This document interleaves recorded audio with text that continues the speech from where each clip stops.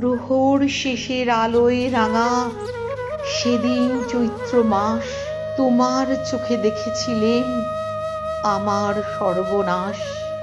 এ সংসারের নিত্য খেলায়, প্রতিদিনের প্রাণের মেলায়, বাটে ঘাটে হাজার লোকের হাস্য পরিহাস, মাঝখানে তার তোমার চোখে আমার সর্বনাশ।